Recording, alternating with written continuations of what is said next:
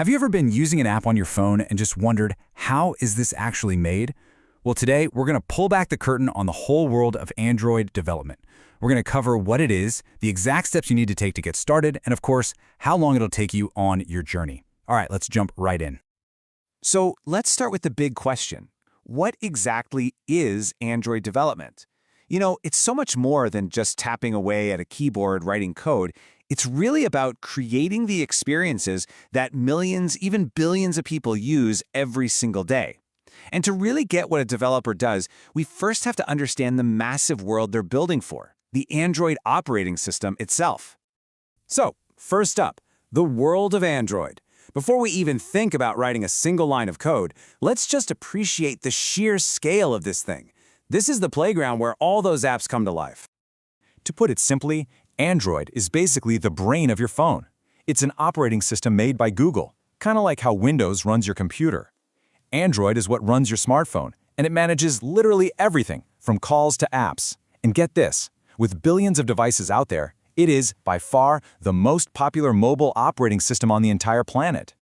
And you'll find Android on a huge range of phones. We're talking Samsung, OnePlus, you name it. And the reason for that is pretty cool. Android is open source. That just means Google lets all these different companies take the core system and tweak it for their own phones. It's exactly why there's so much variety and choice in the Android world. So what's the job of an Android developer in all this? Well, they build the tools, the games, the conveniences we use every single day. Just think about it. The app you use to order food, your mobile banking app, your favorite social media or game. Every single one of those was built by an Android developer for the Google Play Store. Okay, so now you get the what. But the real question is, how do you go from just being a user of these apps to someone who actually creates them? Let's break down your starting path into a super clear, step-by-step guide. So how do you really get started? I know it can seem super intimidating from the outside, but believe it or not, the whole journey really just begins with one single choice: picking your tool. And that very first choice is your programming language. You've basically got two main options here. First, there's Java. It's the old, reliable workhorse that's been around forever. And then you have Kotlin, which is the modern language that Google now officially recommends. And the reason Google's pushing Kotlin is because it's just cleaner and helps you avoid a lot of common mistakes, which means you can build apps faster and with fewer bugs. So, here it is, the 5-step roadmap to get you going. Step 1. Pick your language, Java or Kotlin. Step 2. Install a program called Android Studio. Think of it as your free digital workshop where you'll build everything. Step 3 is learning UI, or user interface design. That's how you actually create the look of your app, all the buttons, text, and layouts. Fourth is the app logic. This is the brain behind the scenes, handling all the data and making everything work. And finally, and this is the most important part, you have to practice by building actual projects. That's what makes all these new skills really stick. Now, here's a little bonus tip for you. You might want to look into something called Flutter. It's this really powerful tool that lets you use one set of code to build your app for both Android and iOS at the same time. This can be a massive time saver if your goal is to get your app on both the Google Play Store and the Apple App Store without having to write it twice. All right, so you know what you need to do and how to do it, but the question on everyone's mind is always the same. How long is this whole thing going to take? Let's talk about a realistic timeline. Honestly, where you're starting from makes a huge difference here. If you are starting from absolute zero, no coding experience at all, you should probably plan for about 3 to 6 months to really learn the basics and build your first simple project. But if you already know some code, you can chop that time down quite a bit, maybe getting up and running in just 2 to 3 months. But more important than any timeline on a calendar is just one thing: consistency. This isn't about pulling all-nighters or having marathon coding sessions. The real progress, the thing that will actually turn you into a developer, comes from the simple habit of writing a little bit of code every day and actually finishing the projects you start. That's the real secret.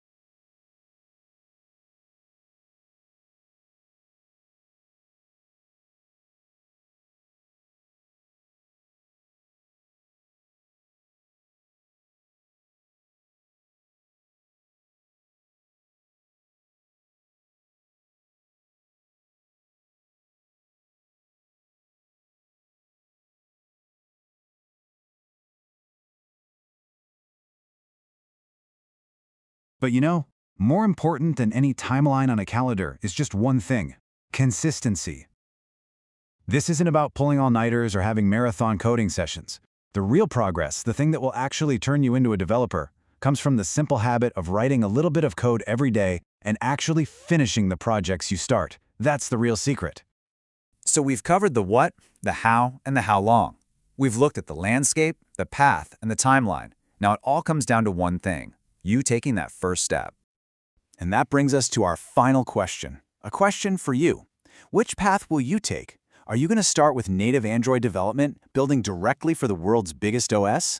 Or will you take that cross-platform route with Flutter? We've laid out the map for you. The journey just starts with your choice. The only real question left is, what will you build?